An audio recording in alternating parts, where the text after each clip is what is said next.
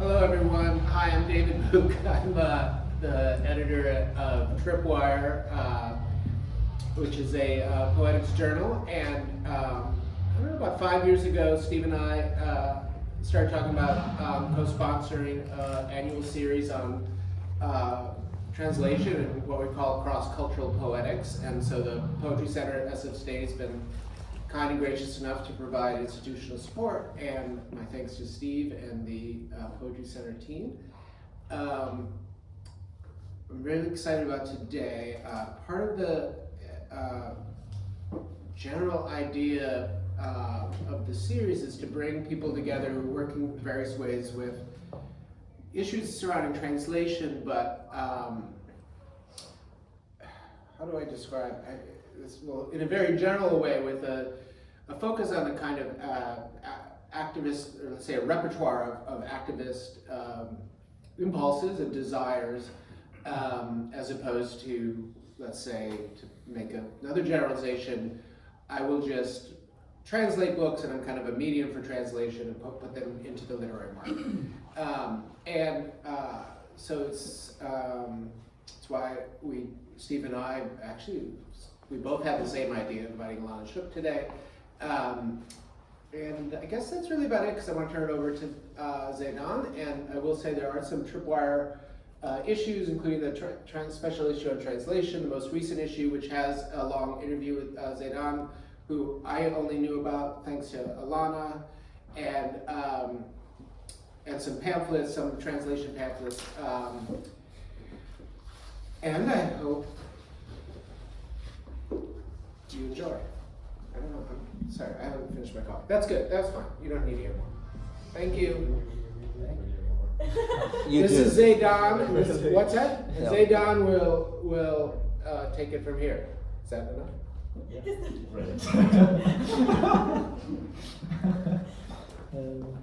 Thank you, David. Thank you, Steve. Thank you, everyone, for being present with us today. It's a great pleasure to be presenting my favorite people today, and my favorite poets and collaborators and family and all. And I would like to start by revisiting my memory of how I met these incredible friends, and how we are here today, and why we are here today.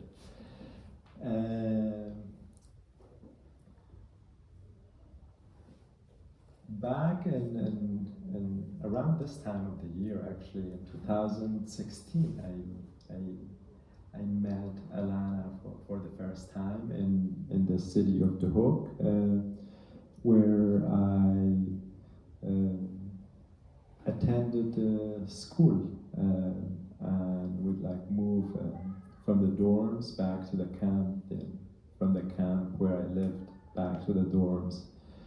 And it was a weekend, I think it was late April, and that my friend Ahmad Bashar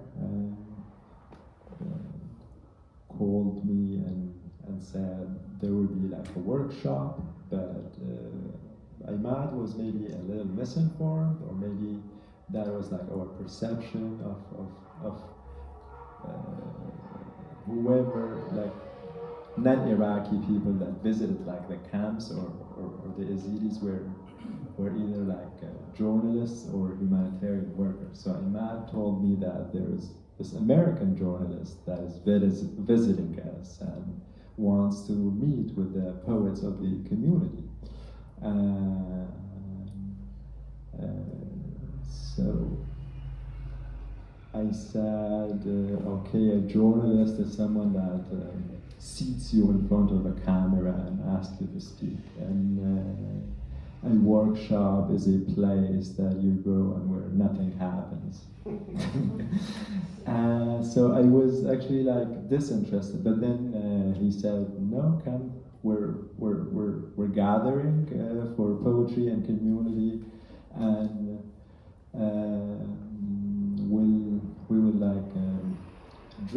afterwards. So I said, okay, now I'm joining.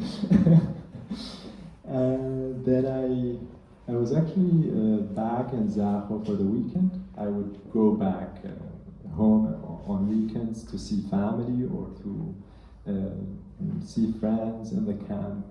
And that weekend, I remember I was back to teach my cousin English for his final. And I was myself like a beginner in English in the very beginning. But Ahmad called me and I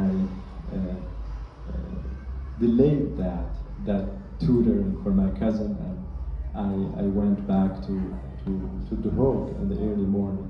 And in the afternoon I saw Alana for the first time, and the person was Alana. It was not a journalist, and it wasn't an empty workshop. It was actually a place where we shared ourselves at full with each other. And we sat together and talked and wrote poetry, each in their language, just like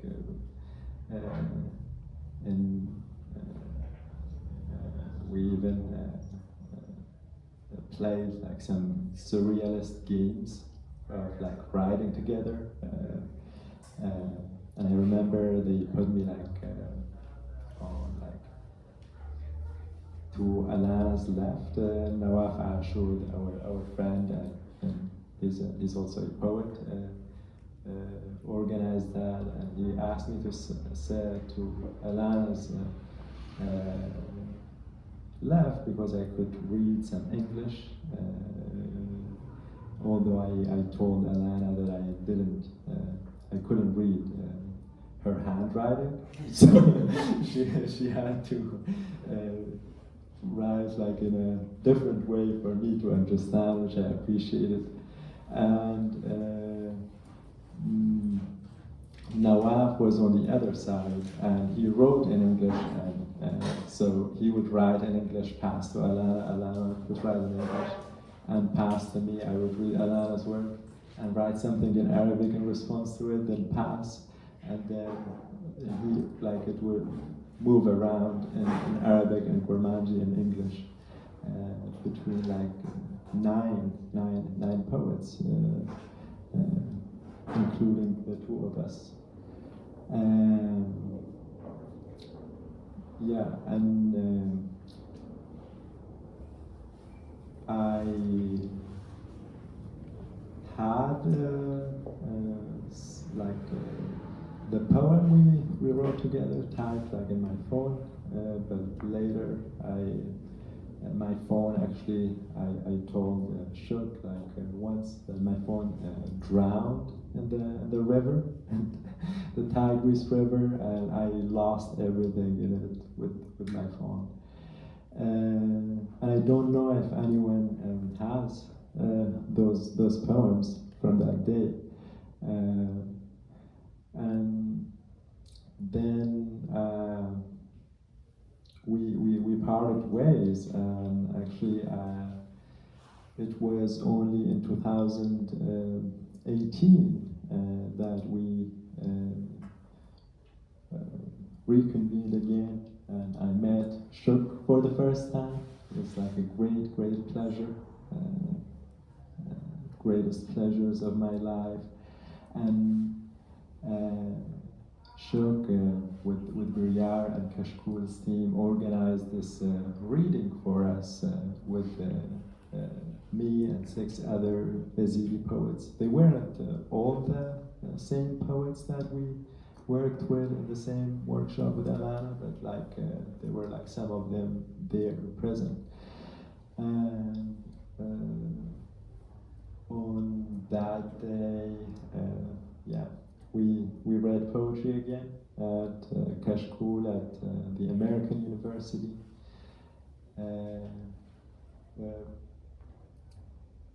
during those 2 years from 2016 to 2019,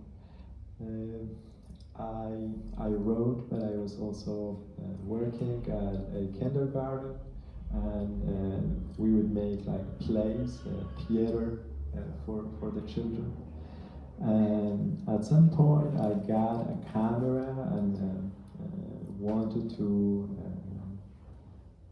make films because so many films about the Yazidis and Yazidi genocide and Yazidis in the camp and Yazidi community came out after the genocide, and all of them were made by people from outside the community, and they were like misrepresenting the community, disrespecting the community in many ways, and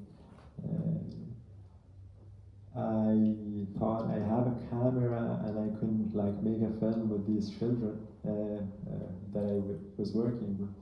But then on the first day, I wanted to make a film without any plans. I only had my imagination and my camera.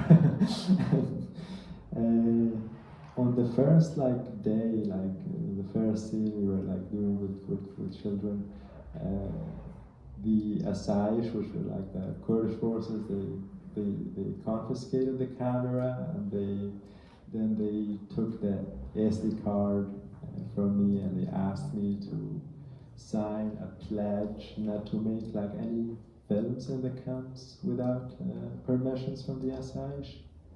But then I applied for permissions, and I wouldn't get permissions because of so many political reasons.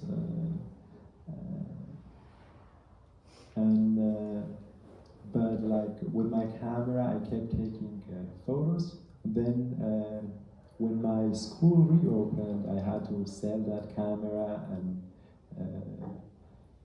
put like an amount of money as a deposit for the university's dorms. And then at the end of the year, I took like the deposit money back. And I bought a Sony recorder, and I started like recording stories and songs from our oral traditions in the summer of 2017. And in the late 2018, Shuk invited us to the American University, and there I met Shuk for the first time, and I remember the first sentences I told them. I said, I Googled you, and I heard you're also a filmmaker. So I was excited to actually work with them in film. But as we sat, like after the reading, we sat over dinner and we talked,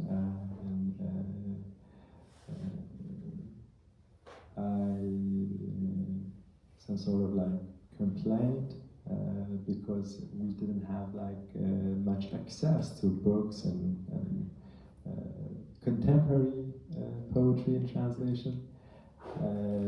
I asked Shuk jokingly if Americans had quit poetry after the Beat Generation, because they were like the last poets that were translated.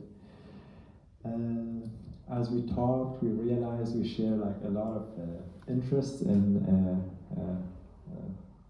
of course, it always like starts with poetry, but translation of poetry and archives, film, which Shuk was the leading expert of us in that field, having made like a lot of poetry films. And when I asked Shuk if they were a filmmaker, they said, not sure I can say that. And I said, maybe a troublemaker. They said, yes, sure. And then they said, we can make a film based on one of your poems. And later. But after 2 months, they invited me to their apartment in Slimani, where they lived together. And we worked along with Briar as well on the translations of some of my poetry and some of my fellow Yazidi poets. I stayed there for 3 days. During those 2 months, we were in contact through WhatsApp, and at some point, Shuk told me that they were, I think, in London, and they asked me if I needed anything. I said, books for sure, and poetry, and they came back to me with. When they came back, they brought me some new books, which I really appreciate. And there in Iraq, they invited me or introduced me to the worlds of contemporary poetry in English, and they introduced me to Natalie Diaz and Ilya Kamensky, these poets back home, and every time they actually came back to the country, they invited me and brought books and whiskey or coffee, always good things. And then in the spring of 2019, they invited me back to Kashmir for a micro residency. When Alana and Shuk were back this time, they were married, I think, and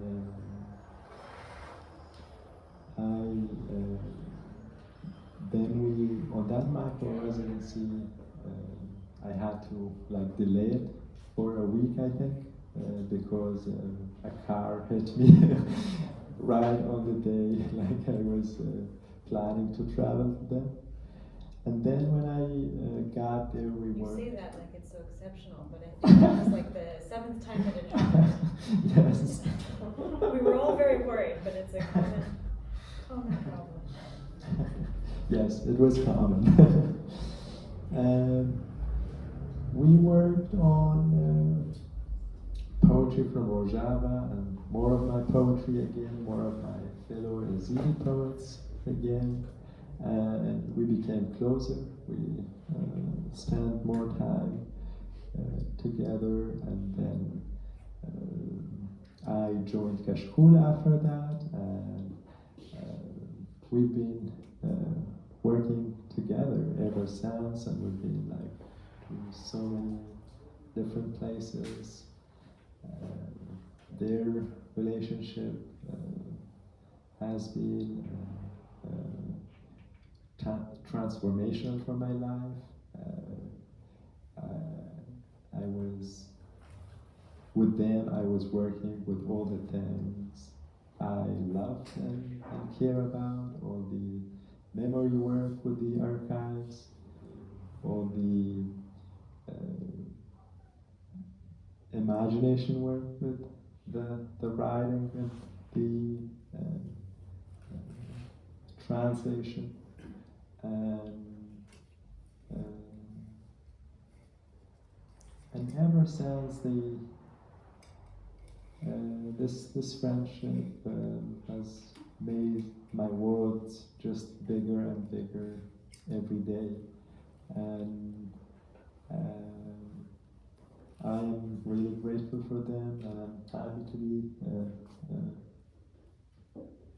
talking to them in front of you for the first time, talking to them in a public event, and I'm excited for that. I'm excited to hear their work and their insights about all what we're speaking about today. Welcome. It's a great pleasure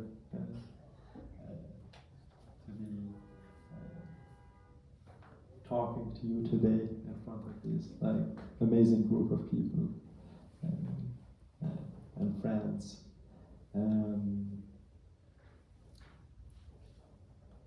As part of Tripwire's cross-cultural series that David just talked about, we're here to speak about community and translation, relational approaches to translation, finding poetry elsewhere in other languages, in other people.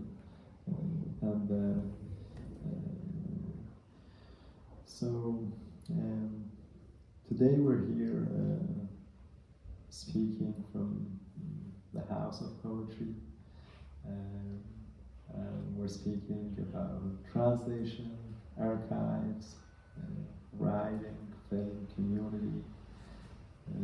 But as your friend and collaborator, or long-time collaborator, I know it's the spark of poetry that brought you to all this, brought all this to your life, and the paths that created or came from poetry, right from poetry to your life. I want to start, of course, by acknowledging the poet you are, and I would love to hear your story of origin as poets before we can talk about anything else, and also, of course, as we speak, read some of your older work and more recent work as poets, and yeah. I'll let Shul start. I know their origin stories. Thank you for that generous introduction, Zêdan. I was not expecting such a robust introduction, but I'm grateful to hear it, and some of that I didn't know. Zêdan is someone who will let stories out slowly over time, and there are bits of their own story that I am still learning. I was not aware, for example, that they had their camera seized by the Asayish, the intelligence police of the Kurdish state, back when they were filming the kindergartners. The film that we later made in the Chimishko IDP camp was actually delayed for almost a year as we were waiting to get permission from the secret police to fly my drone over the camp, which was a key part of the visual imagery of the poem and film, as you will later see. Returning to my own origin story, it's a good question, Zêdan, and honestly it's not one that I have much thought about, to be honest. I think I always wanted to be a poet, pretty much as far back as I can remember. In first or second grade of elementary school, I was writing poems and by hand and having my mother help me type them out and distributing them to classmates. And it's a dream that faded perhaps once or twice, but never for long. And I used to think that perhaps it had something to do with the fact that I come from a sort of dynasty of Texas megachurch pastors. I had some great appreciation of the word spoken aloud, and maybe that's true to some degree, but since having a toddler and hearing the ridiculous kind of improvisational gobbledygook that comes out of my mouth nonstop, I realized that I think most of it has to do with just having a really weird dad whose own experiments with language, the language of the quotidian, the kind of, silly songs and wordplay and constant joking that were always happening around me, may have much more to do with my becoming a poet than any, high-minded oratory.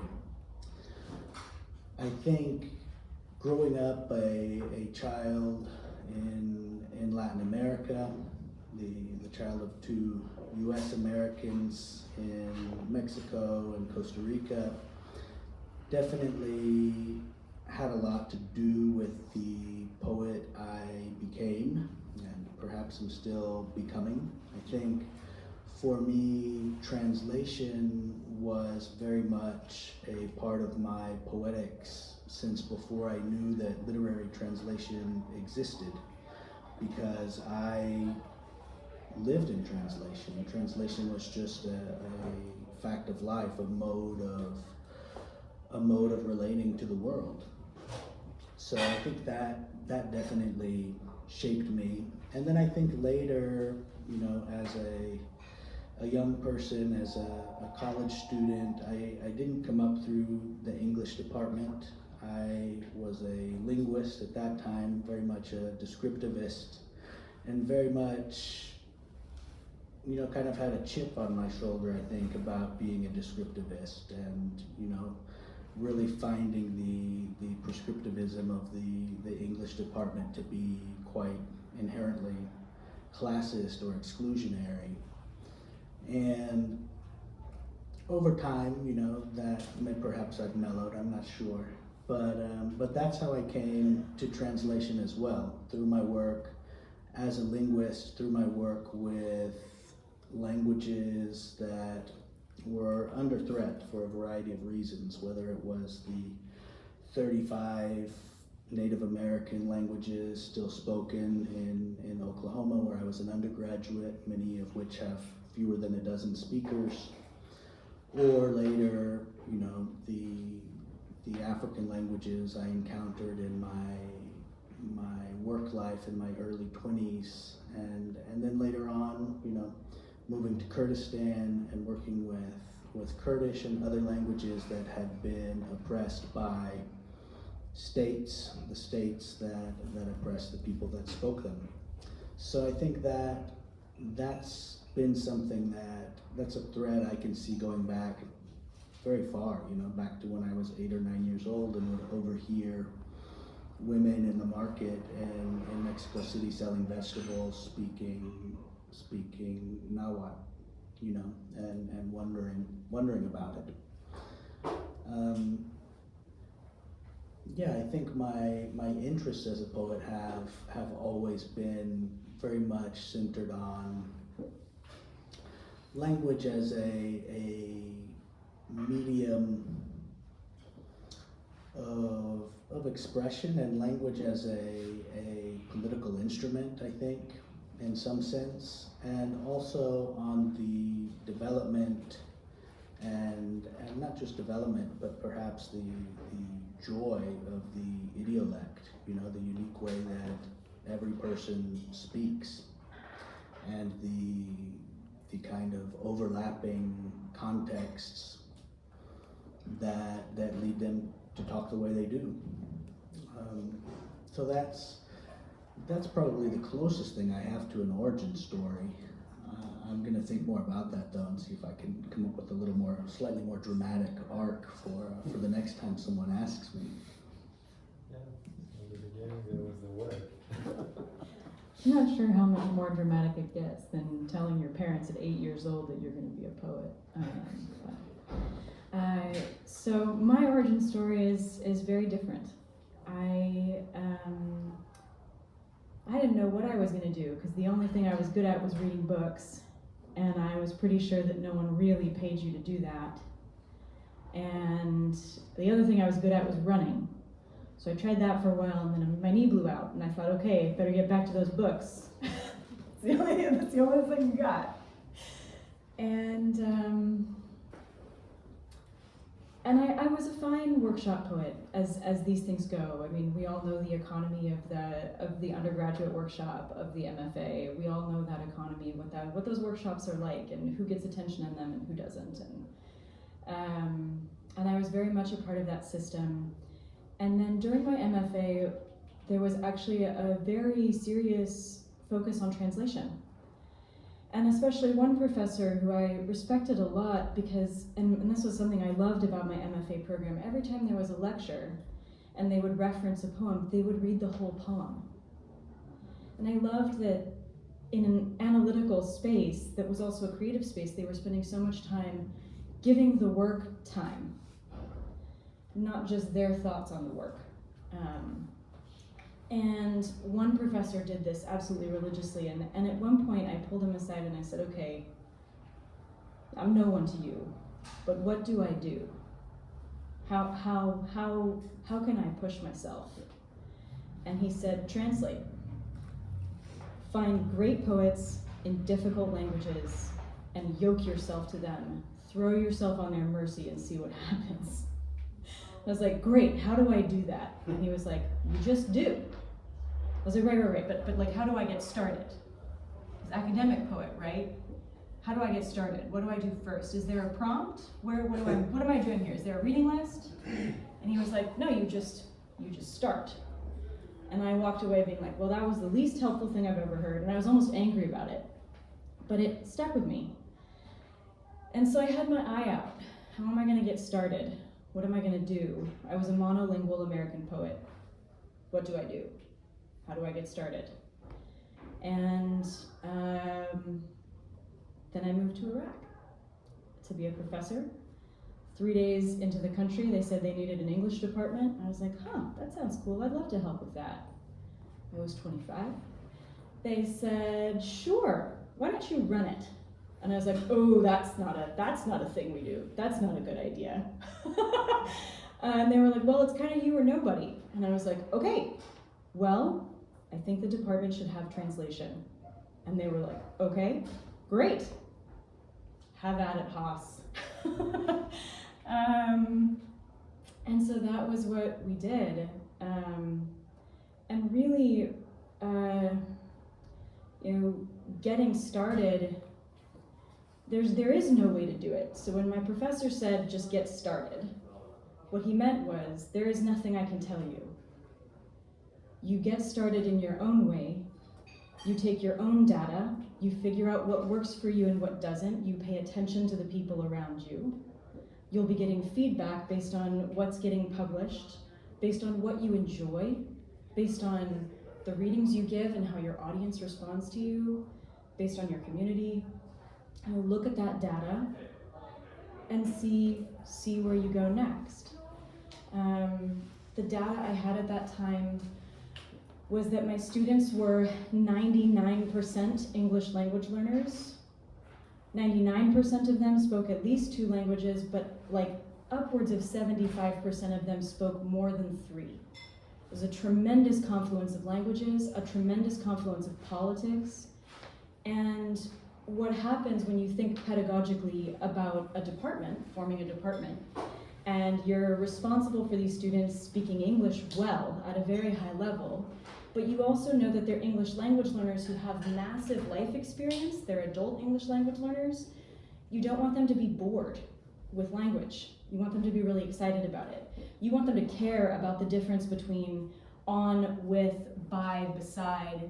You want them to care about these finer points of language that get really stale after even just a year trying to learn.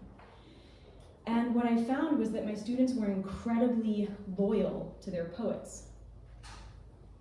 And process that. These are 24-year-olds who've grown up generational conflict every 15 to 20 years and have just come through a massive conflict at the hands of my country, our country for some of us in this room, and who are attending an American university in Iraq when it's 7 years old, 5 years old, somewhere in there. Enormously complicated linguistic political environment. And the one thing I could tell was that they really cared about their poets. I was like, great, let's start there. If you really care about your poets, then when you bring them into English, you're really gonna care about your prepositions. You're actually gonna care. It's not a worksheet. I'm not grading you. You're concerned about whether or not Nali, looking from wherever he is, long dead, and still very much with us, whether Nali thinks you've done your job well. And that worked. So the translation workshop was this amazing success of my students being terrifically energized, of me being terrifically energized because as a poet I was getting to read poets I had no access to otherwise, and of us together becoming translators. I wasn't a translator before I entered that workshop. They weren't translators before they entered that workshop, although all of us had been translating in ways that Shook just talked about, as all of us translate between idiolects all the time.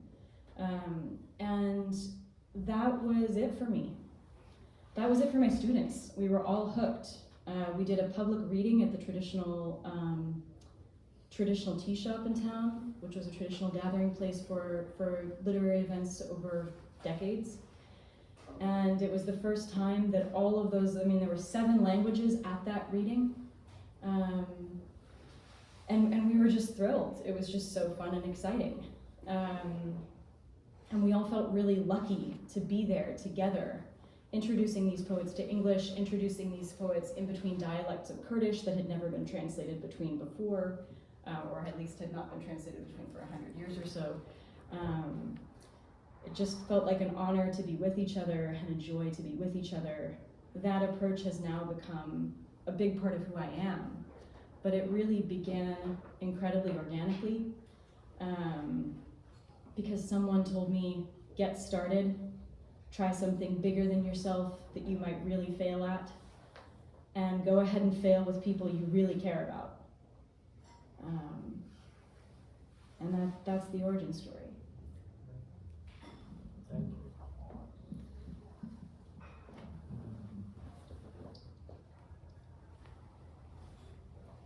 So, I think I would love to hear some of your poetry, and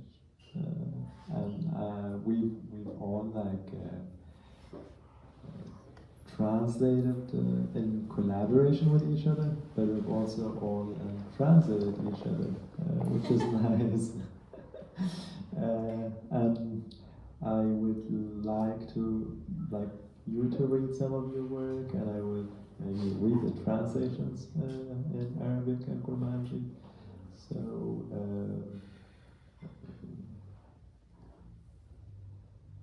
and then we come to your to the next, and your poetry in more than one language, and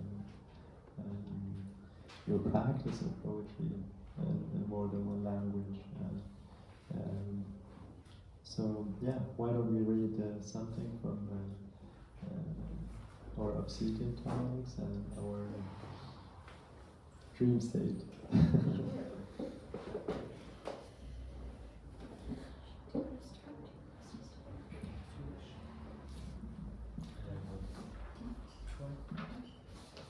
Zêdan, do you have a preference on which one from Dream State?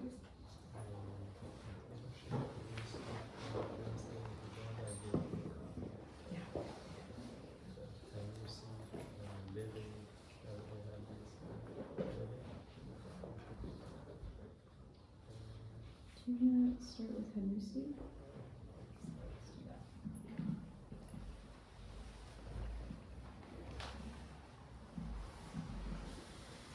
So,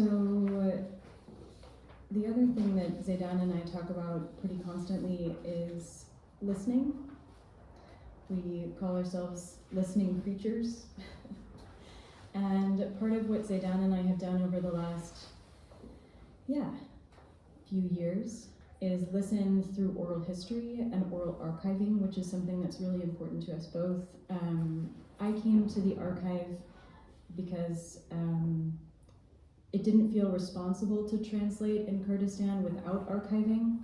It felt like they were two sides of the same coin, of preserving work through translating, preserving work through preserving its physical manifestations as well.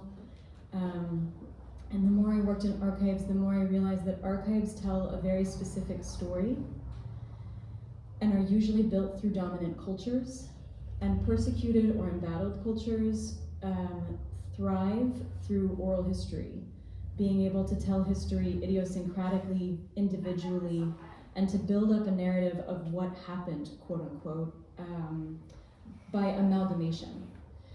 And that was something that Zêdan had been working on before we met and continued to work on after we met.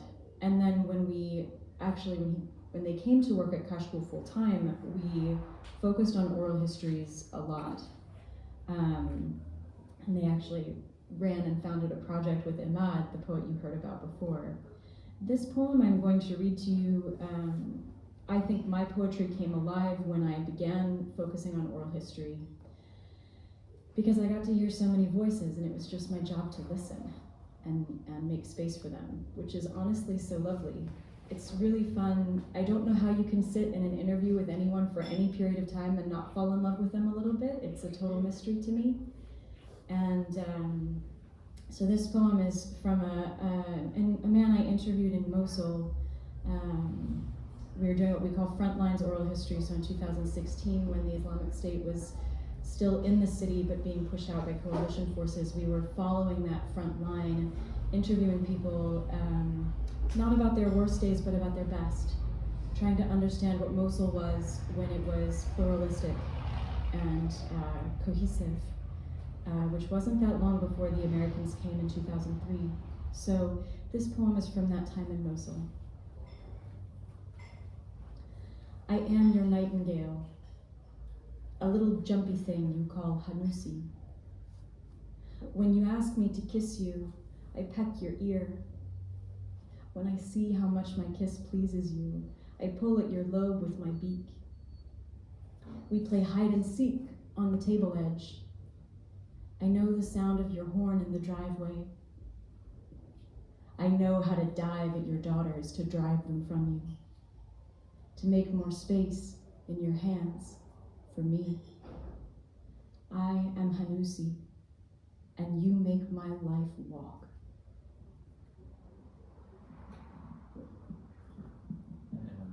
This is a Gurmanji translation of this poem that I worked on previously when I was still in Kurdistan, in slavery.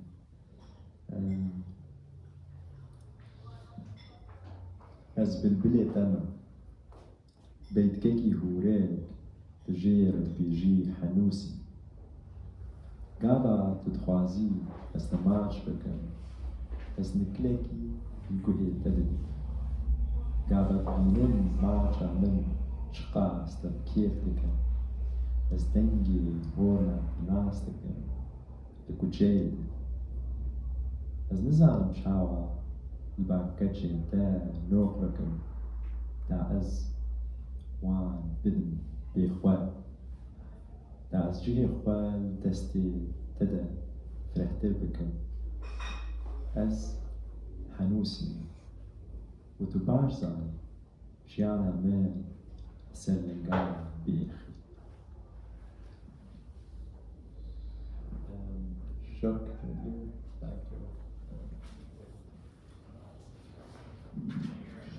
Sure, thank you, Zêdan. At your request, I'll read this poem from my first book called Our Obsidian Tongues from 2013.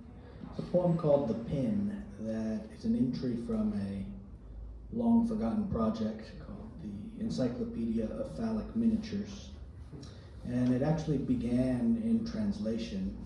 It's a sort of version of a poem by the Mexican playwright and essayist Hugo Iriart that took on a life of its own and became truly mine, I believe, although I do nod my hat to Hugo here.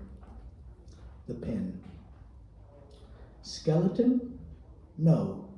Ascetic body and investigative spirit, its head theologically populated by angels, and its straight and solemn metallic meat mortified. The beautiful Melisande hid venomous pins amidst her long hairs, painted yellow. Mimicry is appropriate. Also the symbol of the serpent that hides in the flowers. Hairs, pins, needles, the workers that sew, the bourgeois that weave, the delinquents that inject, barbs, pointers, teeth from combs and some fish, spines, bones, feet, and antennae of insects, wires, transmitters, and fuses. Foils belong to the same family. They're complicit, pimps and fences for each other. Among the questions raised, we can formulate: which delicate and precise door has the needle as its only key? What strong man could punch it? Against whom would he fight, the knight who confers the pen its precious point? How much prodigious mating will we conceive of if we take the pen to have a phallic quality? What language are these subtle practices of Kama Sutra written in? Is there a known Chinese monarch whose scepter was a pen? Has the art of pen decorators been lost forever? What diminutive mammal brandishes them like antlers? But let's leave the questions. The master tattooist looks lovingly on his wise pens. To his right extends the white and trembling back of the girl on whom he will engender the carnivorous spider that will devour her. Fulfilling his ancient honor as artist, Tanizaki Junichiro applies himself with great care to the task, and the girl crosses her eyes in pleasure. The acupuncturist sits beside his convulsed, anxious, and chubby pincushion and decides to begin with the open hand. Let's leave spindles and incidents with pins behind. We won't talk anymore about undertakers making tombs of pins or the Norman warrior who split pins longitudinally with a single saber swipe. We will observe the pen alone and isolated.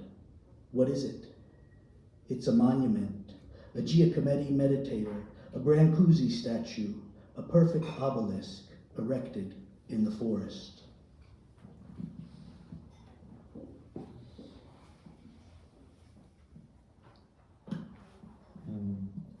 Here is an Arabic translation that I actually first read when Shuk read in Slemani. I think that was also late 2018. I remember we were at a reading was at a gallery at a show of Gora Muhammad, I think. And I read this translation there for the first time. Of course, it has changed a lot since then. الدبوس هيكل عظمي كلا جسد زاهد وروح مستقصية لاهوتيا رأسه مسكون بالملائكة واستقامتها وتنسك لحمه المعدني اللون الرزين. خبأت الحسناء ميرزاندا الدبابيس السامة بين شعراتها الطويلة المصبوغة بالأصفر بمحاكاة مناسبة وأيضا رمز الحية التي تختبئ بين الزهور. الشعر والدبابيس والإبر، العمال الذين يخيطون، البرجوازيين الذين ينسجون، الجانحون الذين يحقنون. الانتقادات اللاذعة والمؤشرات والأسنان من الأمشاط وبعض الأسماك، الحسك والعظم والأقدام وقروم استشعار الحشرات والأسلاك، أجهزة الإرسال والصمامات الكهربائية، رقائق معدنية تعود لنفس العائلة، متواطئون وقوادون أسيجة لبعضهم البعض. من بين ما دار من الأسئلة يمكننا صياغ أي باب واهن ومحكم تكون الإبرة مفتاحه الوحيد. ما الذي يمكن أن يلكمه رجل قوي ضد الذي قاتله؟ الفارس الذي يمنح الدبوس موضعه النفيس كمدهش التزاوج الذي سنتصوره إذا أخذنا الدبوس ليصير قضيبا منتصبا. ما اللغات التي وهل ثمة تقاليد خفية كتبت فيها الكاما سوترا؟ هل من إمبراطور صيني كان شبحه دبوسا؟ هل فقد فن الزخرفة بالدبوس إلى الأبد، ما ضآلة الثدييات التي تلوح مهددة مثل قرون غزلان. لكن فلنترك الأسئلة. ينظر الوشام الخبير إلى دبوسه الذكي، إلى يمينه ينبسط الظهر البريء والمرتعد للفتاة بجانب من سيخلق العنكبوت الآكل للحوم الذي سيلتهمها، موفيا بعهده القديم كفنان يحضر تونيشيرو تانيزاكي نفسه بحرص شديد لهذه المهمة. وتحول الفتاة عينيها في محجريهما بمتعة. يجلس الأخصائي في العلاج بالوخز بجانب وسادة دبابيسه المتخلخلة والسمينة والمقلقة، ويقضي بالبدء باليد المفتوحة. فلنترك وراءنا المغازل والحوادث مع الدبابيس، لنتحدث أكثر عن الحانوتية الذين يصنعون قبورا من دبابيس، أو المحارب النورماندي الذي يدس الدبابيس طوليا ويضربها بسيف ذو حد. سنراقب الدبوس وحيدين ومنعزلين. ما هو؟ إنه نصب تذكاري متأمل لجياكوميتي، تمثال لبرانكوزي، مسلة مثالية منتصبة في الغابة.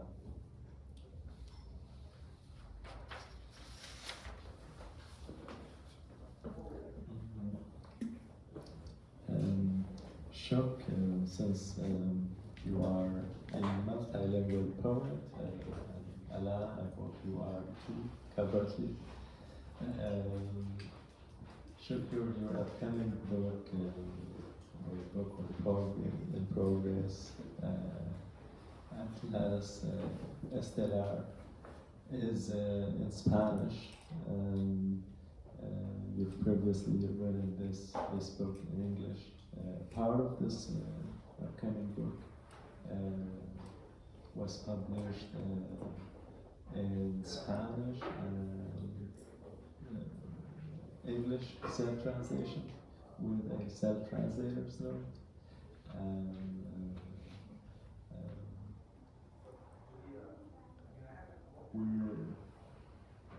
I would like to touch on your relationship to yourself in writing in multiple languages, and also in your self-translator's note, you've touched on translation as an environment.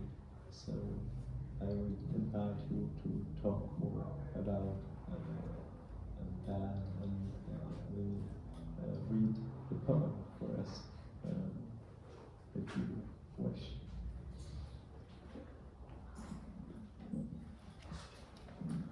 Sure, I'd be happy to read perhaps an excerpt of that poem, which is quite long. But I think it was a challenge to self-translate. Self-translation is not something I have aspired to do, nor that I aspire to do now. When I submitted the first 8 pages of this manuscript in progress to the magazine, I had proposed to them just to publish it in Spanish, the original language. But I had sent them a gloss, a very quick translation, and they wrote back and asked if they could publish it, which I very quickly told them they could not do. But they asked again, and I said, well, let me see if I can polish that a little bit into something that vaguely resembles a poem in English. And I did, and it turned out to be a much more difficult process than I had anticipated.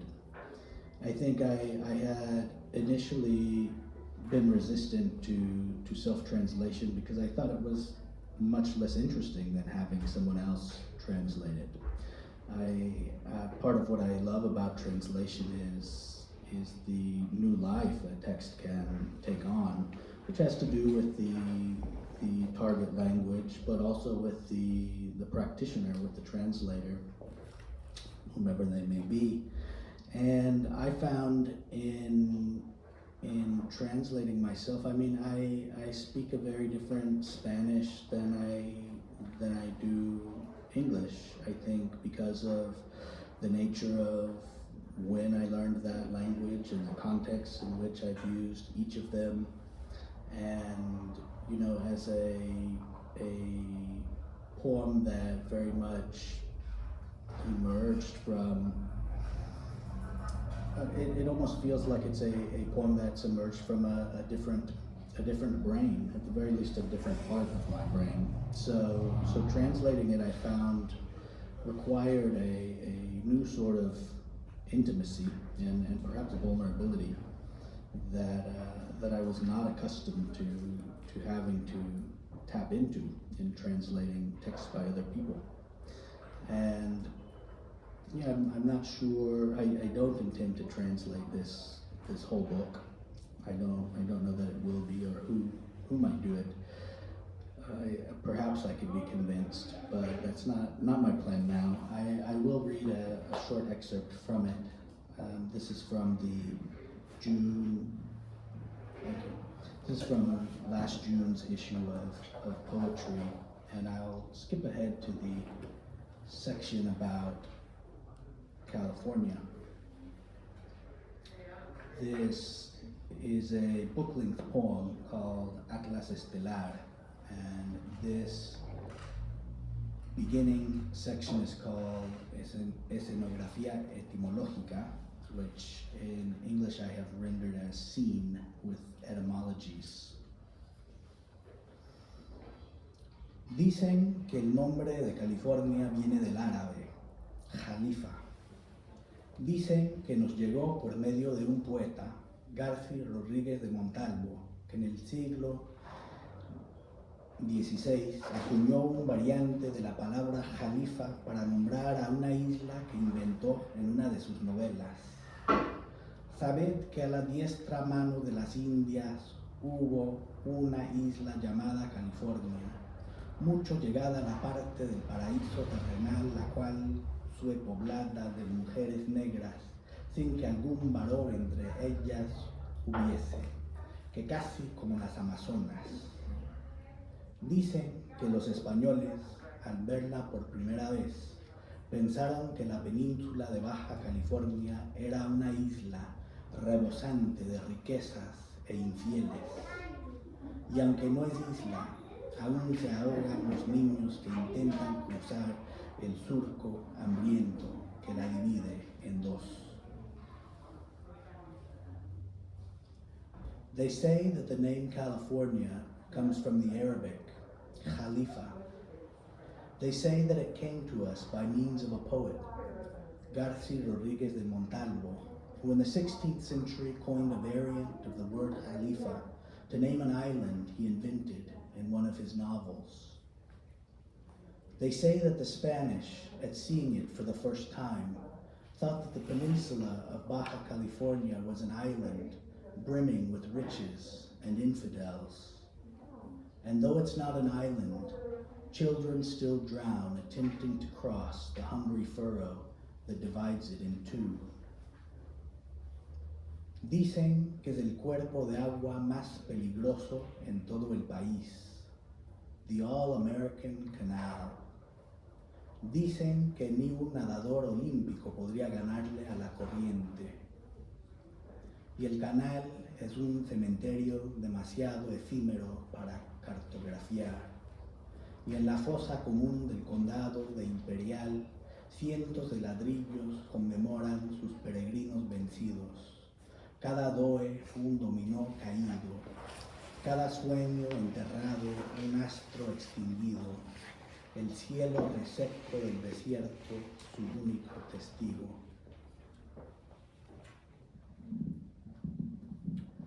They say that it's the most dangerous body of water in the entire country, the All-American Canal. They say that not even an Olympic swimmer could beat the current, and the canal is a cemetery too ephemeral to map. In Imperial County's common grave, hundreds of bricks commemorate its defeated pilgrims. Each doe a fallen domino, each buried dream a snuffed out star, the parched sky their only witness. Thank you. Thank you for helping us tonight. Alana, your work, you mentioned that brings like your work and oral history and memory to poetry, which is also writing, translation, oral history work, all like it encompasses all of them together on page. What can you tell us about this? How you bring all that like together here, and would love to hear some more poems. Yeah.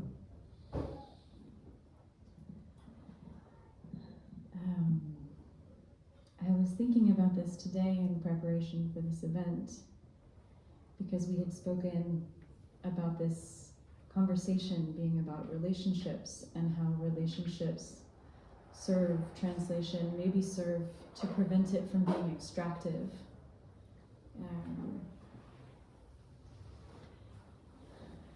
The answer is I don't know how I bring it all,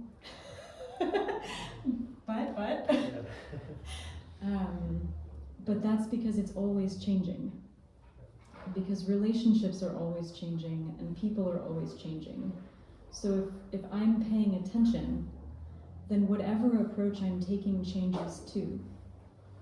And that's true on the microcosm of, you know, in a lifetime interview, which I've now done hundreds of, you see that person multiple times.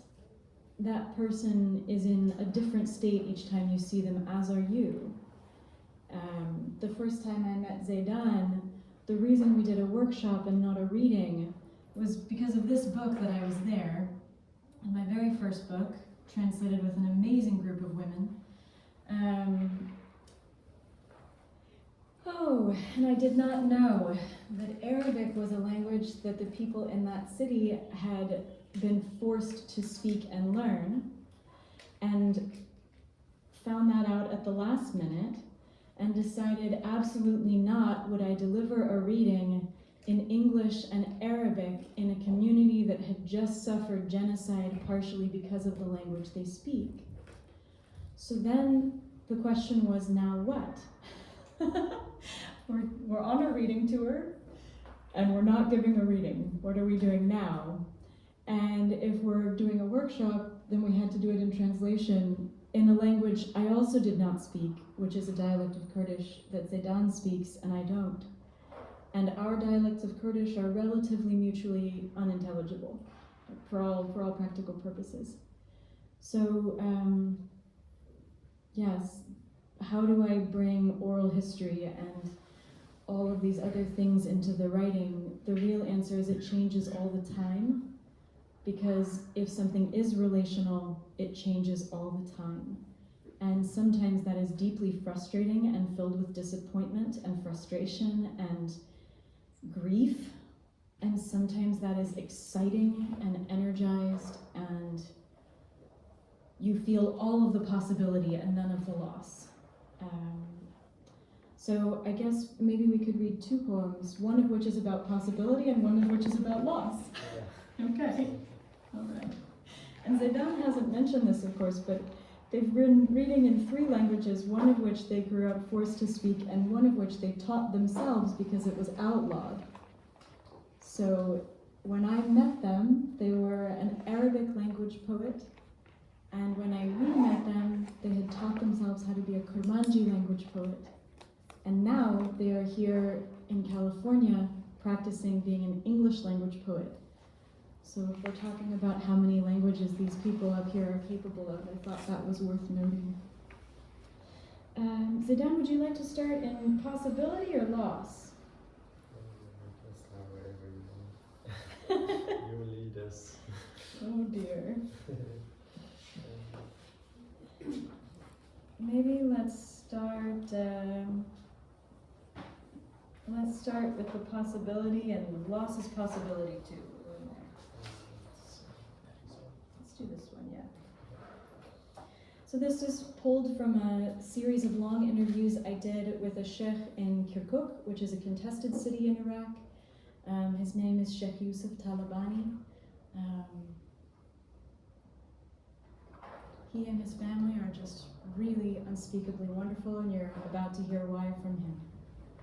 And of course, as Zêdan mentioned, this is crazy because it's an English language poem that began as an oral history interview being read in California. The interview was done in Kirkuk, and of course the interview was done in interpretation as well, then translated, then heavily excerpted, and then edited into this poem. So what we're seeing, who owns it, is another really big question. Now it is difficult for me to bring people to the world of the soul.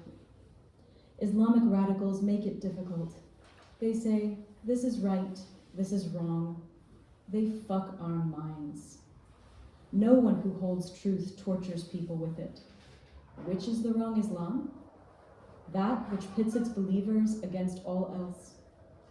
Inside these walls, we talk about knowledge of God. If you know God, you can know anyone. If you don't know God, you know no one.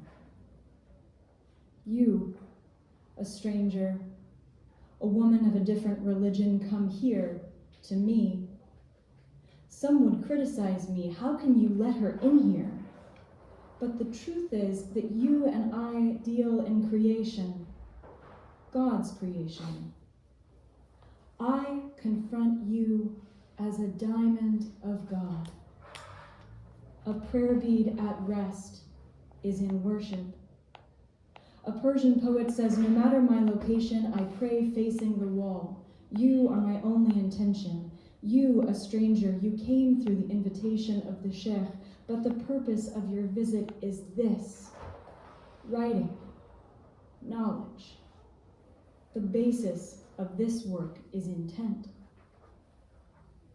What's the difference between this Sufism and that? A math teacher in one city teaches with these techniques, in another city with those. Both teach mathematics. The text is the same. You, stranger, are not like us. You read anything. You dive deep. In the great world of vision, you see only God. This road tells us, I can do nothing to you. You must place your desires under your feet. I ask, how can I come to you? The road says, place your desires under your feet. I have not answered any calling. I sit and I serve. Nothing is transactional. As the mother of the good said, I will douse the fires of hell and burn paradise to the ground, so no one will love God for fear or ambition. We don't give ijaza, permission to speak just to keep the bazaar crowded. Our grandfathers were servants of this place, servants of Kirkuk, servants. A servant can learn. Young people here have no understanding. They marry but mistreat their wives. In our Friday sermons, we teach them to be warm, soft, kind. Preaching must give something to the heart. None of this is mine. The river appears and flows over us. The river is like this. How many prophets have we had? What have they taught us? Travel, be brave, learn, be generous. An early sheikh of this Tekia's history, Sheikh Abdul Rahman, was walking through a bazaar. He heard a centaur. He became possessed. He danced. His father was furious. How can you dance and worship in a place where people drink wine? Sheikh Abdul Rahman said, if you desire to see God, you put your feet onto his ground without asking a thing. We have invited the scholars of Sharia here. They won't come. They call us different names. We don't care. We serve them. We feed them good food. Even as they eat, they call us names. Sufism is more than sentences. I like this talk. It is outside our world.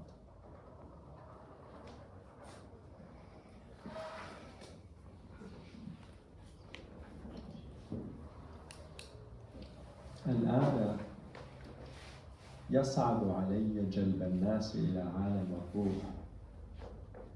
الإسلاميون المتطرفون يصعبون ذلك. يقولون هذا حق وذاك باطل.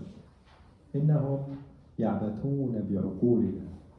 أولئك الذين يمسكون بالحقيقة لا يعذبون الآخرين بها. أي منهما الإسلام الخاطئ، ذلك الذي يحرض أتباعه ضد كل الآخرين؟ داخل هذه الجدران نتكلم عن المعرفة، معرفة الله. إذا كنت تعرف الله بمقدورك معرفة أي أحد، إذا لم تكن تعرف الله فإنك لا تعرف أحدا.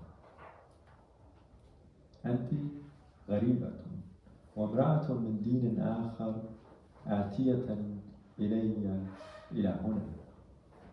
سينتقدني أناس كيف لك استضافتها هنا، ولكن الحقيقة هي أننا أنا وأنت نتفق على خلق الله. أواجهك كجوهرة من جواهر الله، مسبحة في سكينتها أثناء الصلاة. يقول شاعر فارسي: أينما أكون أصلي ووجهي للجدار. أنت غايتي الوحيدة. أنت غريبة. أتيت إلى هنا بدعوة من الشيخ، ولكن الغاية من زيارتك هي هذه الكتابة، المعرفة. وركيزة هذا العمل هي النية. بما يختلف نهجاء الصوفية هذا وذاك. يدرس معلم رياضيات في هذه المدينة بهذا النهج، وفي مدينة أخرى بنهج آخر. كلاهما يدرسان الرياضيات، والنص أيضا كذلك. أنتم الغرباء لستم مثلنا، تقرؤون أي شيء، تغوصون عميقا في عالم البصير العظيم، ترون الله فحسب. يخبرنا هذا الطريق ليس بمقدور فعل شيء لكم، عليكم وضع رغباتكم تحت أقدامكم. أسأل: كيف بمقدوري أن آتي إليك فيردد الطريق قائلا: ضع رغباتك تحت قدميك؟ لم أستجب لأي دعوة. أجلس هنا وأخدم. لا يوجد شيء بمقابل. كما قالت أم الخير: سأخمد نيران جهنم وأحرق الجنة عن بكرة أبيها، كي لا يحب أحد الله خوفا أو طمعا. لا نمنح الإجازة كي نعلم أحدا، نمنحها فقط كي نبقي السوق مكتظا بالناس. كان أجدادنا خدما لهذا المكان، خدما لكركوك، خدما، والخادم بمقدوره أن يتعلم. الشبان هنا يفتقدون للتفاهم، يتزوجون ومن ثم يسيئون معاملة زوجاتهم. في خطبة الجمعة نعلمهم أن يكونوا حميميين ورقيقين ولطفاء. يجب أن تعطي المواعظ شيئا للقلب. لا شيء من ذلك يعود لي. يظهر النهر ويتدفق من فوقنا. النهر يشبهنا. كم نبيا ظهر على الأرض. ماذا علمونا؟ سافر، كن شجاعا، تعلم، كن كريما. كان الشيخ عبد الرحمن أحد أوائل الشيوخ في تاريخ هذه التكية. يتمشى الناس في السوق. سمع صوت صنطور، تملكه الصوت فرقص. استشاط والده غضبا: كيف بك الرقص والعبادة في مكان حيث يشرب الناس خمر. فرد الشيخ عبد الرحمن قائلا: إذا رغبت برؤية الله فأنت ستضع قدميك على أرضه دون أن تطلب شيئا. لقد دعونا أهل الشريعة إلى هنا، بل أنهم لن يأتوا. يسموننا بأسماء بمسميات مختلفة، لكننا لا نبالي. نخدمهم، نطعمهم من الطعام أشهاء، حتى أثناء تناولهم الطعام يسموننا بمسميات. الصوفية أكثر من كونها جملا. يعجبني هذا الحديث، إنه حديث خارج عالمنا. Thank you for your beautiful translations. That's the last poem I'll read today. Another interview that I loved in Mosul, a man told me a story, beautiful story about his father's friend getting stuck up a tree and chased by wolves and having to sleep there in the night and still managing to make the rest of the walk to the village the next day. And he interrupted the interview as he was telling the story to say, "This is a story we told, but also it happened." And I love that. I love that impulse, because what other writerly impulse is there to say, "This is a story I'm telling you, and also it happened." The writer always wants to say that this is real, but the trick is to make it feel real, so you don't have to say this is real. Anyway, I'm having a writerly impulse to say the poem I'm about to read to you is real. But it's all real, I hope, otherwise I haven't done my job. This poem is titled Living. He said, "If you can't make or steal a living elsewhere, become a poet, one of 400, under the king of poets. This is not a world my desires dreamed up. This is country my country has burned down."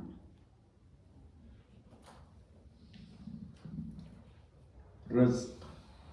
قال: إذا لم يكن بمقدورك أن ترتزق أو تسرق رزقا في مكان آخر، سر شاعرا، واحد من 400 تحت سلطة ملك الشعراء. ليس هذا بعالم حلمت به رغباتي. هذا بلد محرق بلدي.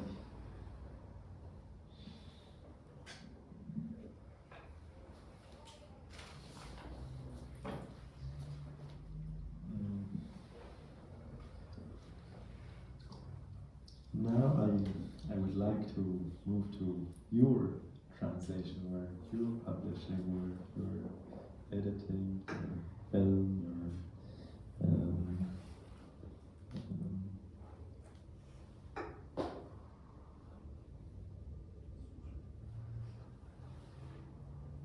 poetry takes you like to all these new places to form all these new communities and new relationships, or make the one community bigger, which is the community of poetry, community of text.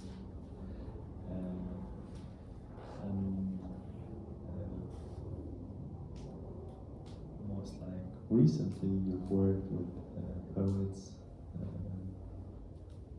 in Sao Tome and Cabo Verde, and of course you previously worked with poets from Africa and the indigenous languages in Mexico, and also in Kurdistan. I would like to hear about this journey,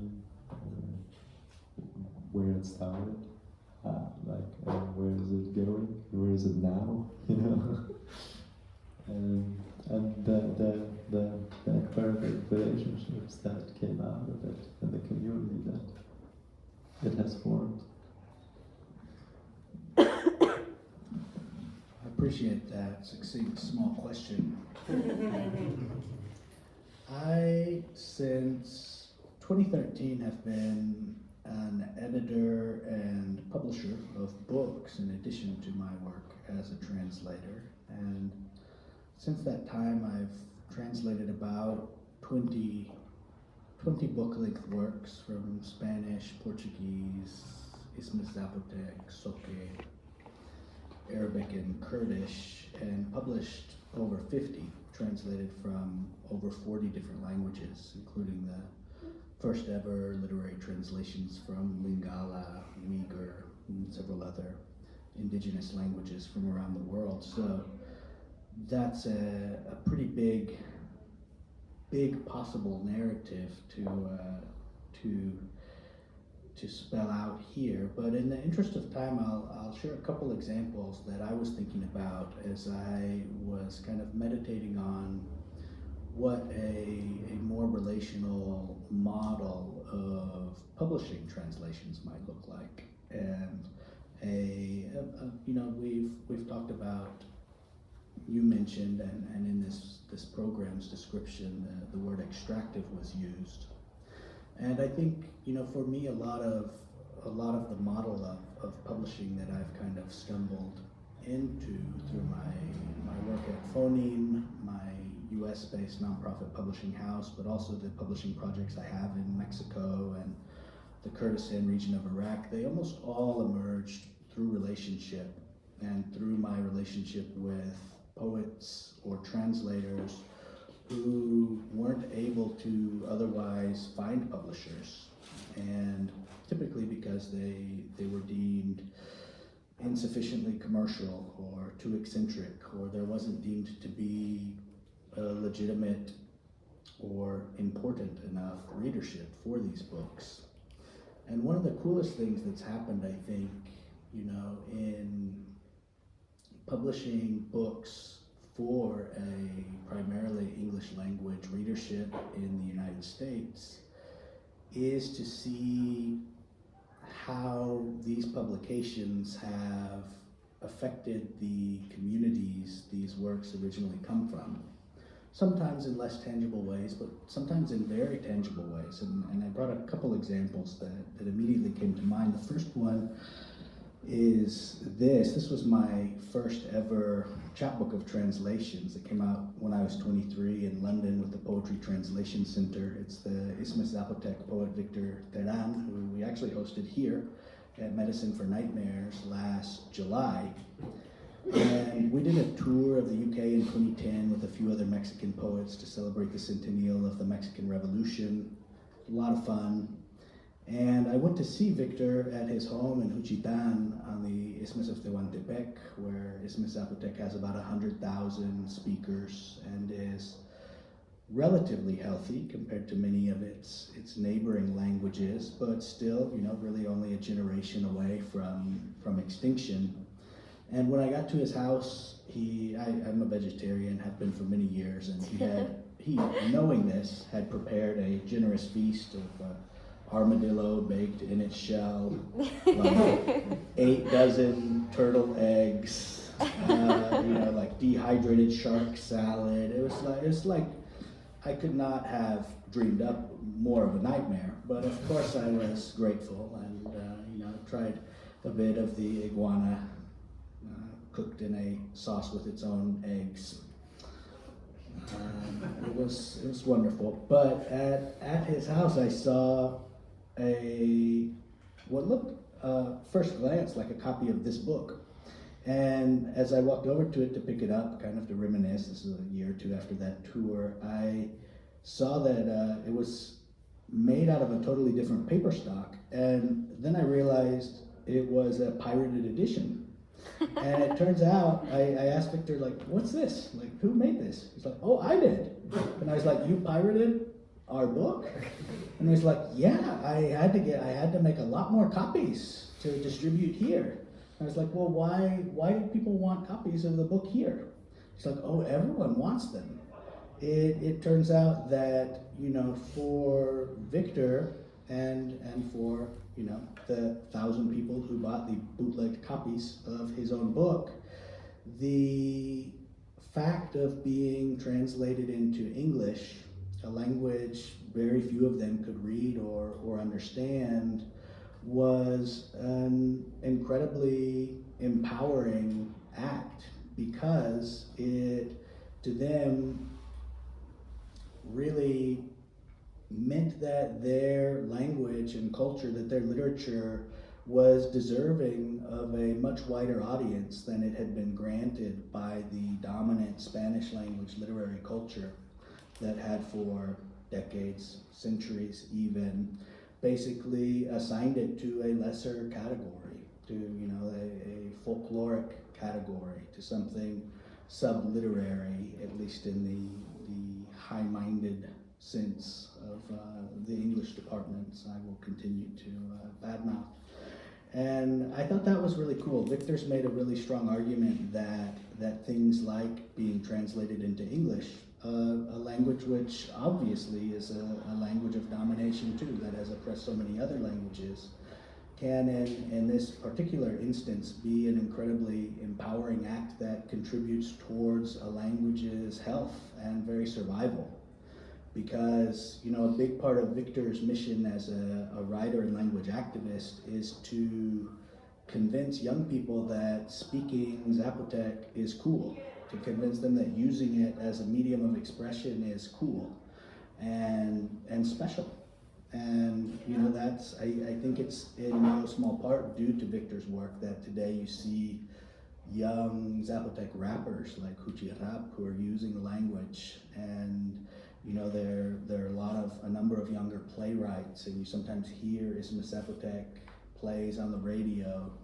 All of this, I think, contributes towards that, and that was one very. I actually don't have a copy of the bootleg edition. I really want to get one. That's been on my mind to tell Victor. And then the other example, kind of extreme example that occurred to me was this project that came out of a couple friendships I made in 2011 when I made a covertly filmed documentary in Equatorial Guinea in West Africa, a country where photography is illegal, and we were detained upon entry by the dictator's nephew, who interrogated me in a room with blacked out windows. And that's actually how I managed to sneak the equipment in to make this documentary. I was looking for this poet that had been incarcerated and tortured under the previous regime, the Macias regime, which is famous for the Christmas Day massacre of 150 political rivals while he played the brand new vinyl of Mary Hopkins' song, Those Were the Days, which Paul McCartney produced for Apple Records.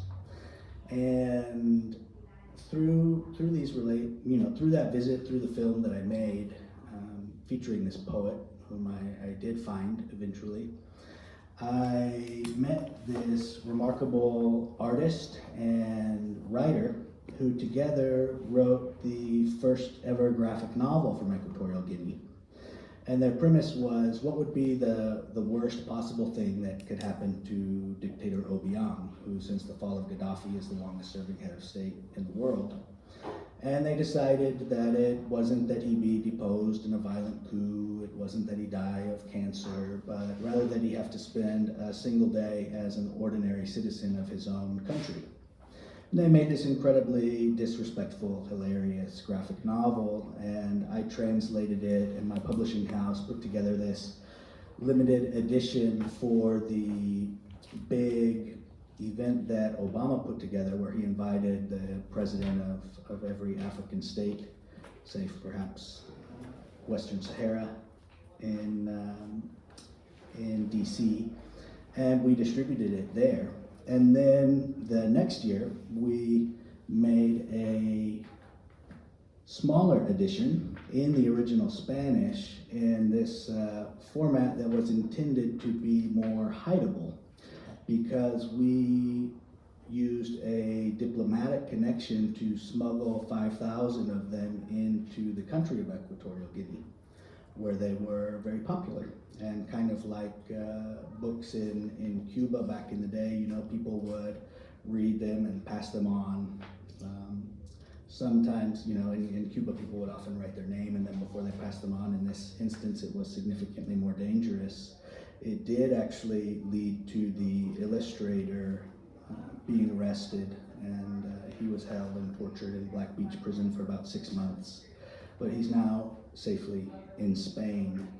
And so those are just two of my projects that kind of began as ideas for books to publish here in this context, but that almost immediately, because of the relational nature of how the projects had come about, had real implications in the communities the projects emerged from, and where, you know, to me, the end result, you know, the distribution of this book back in Equatorial Guinea is so much more important than this run we printed here. And obviously, I think the health and even continued existence of the Isthmus Zapotec language is so much more important than our ability to read a handful of wonderful poems in English. So those are two things that came to mind. I think the much longer answer to your question, Zêdan, is something perhaps we can get to in another series of conversations.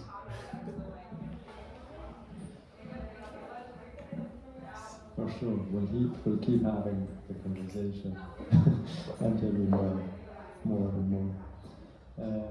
Should we ask the audience if they have anything to ask?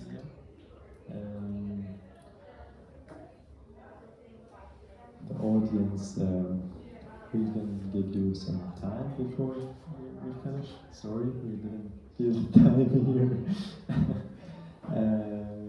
Does anyone have any questions? You're welcome.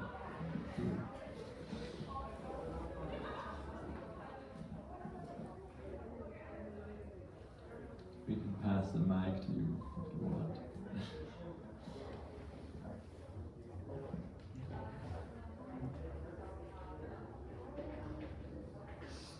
Don't be shy.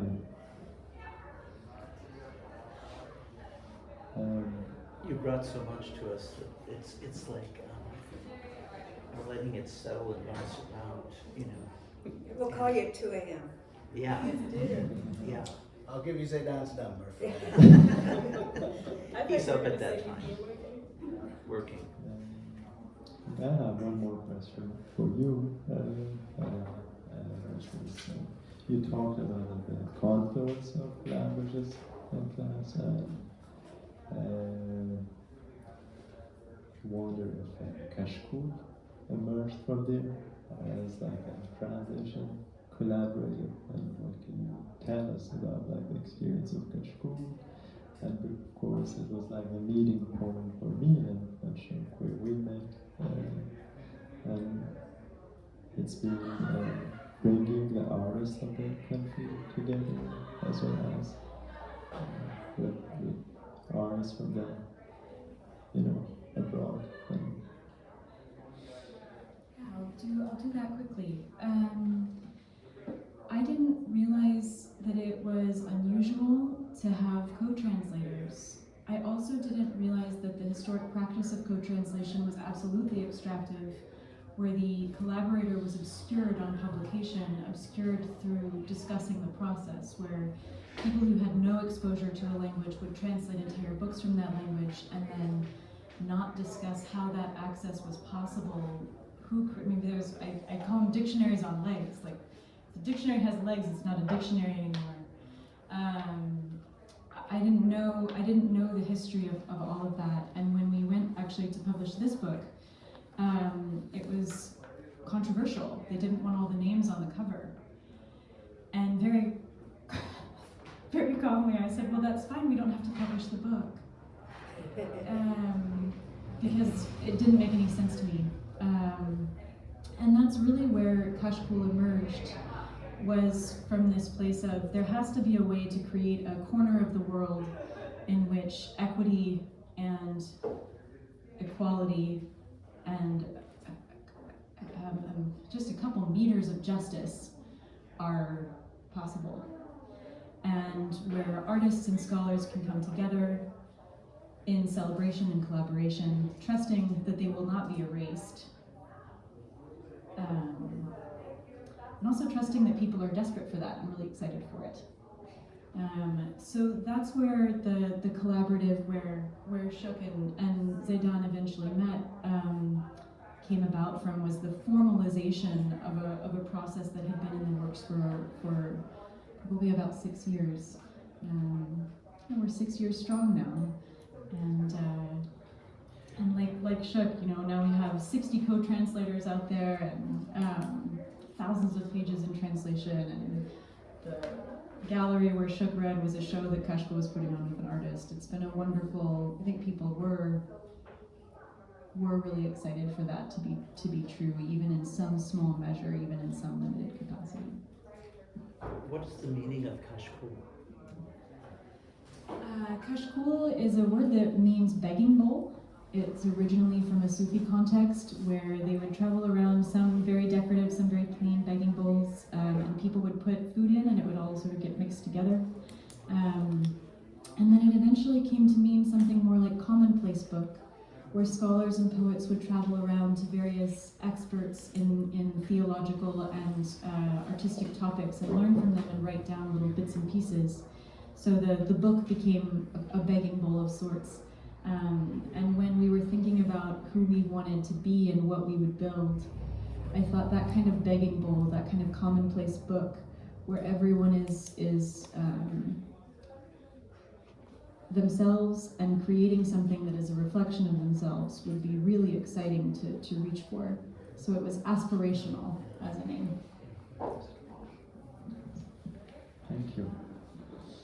I have a question. Okay. If it's still alright. Okay.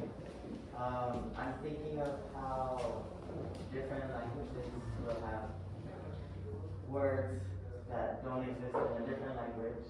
And I wonder, in your time of doing this, if you have a favorite word that you found, how do we translate this? Or maybe it's not a favorite, but one that stood out to you or you want to share about. One of my students was translating a poem very early on, and she was stuck and she'd been staring at her paper and not doing anything for 20 minutes, and I came over and I said, "Daria, what's wrong? Are you okay?" And she said, "No, I am not okay. There is this word, you do not have it in English, and I cannot translate it." I said, "What's the word?" She said, "Nimnim." Where does Nimnim go?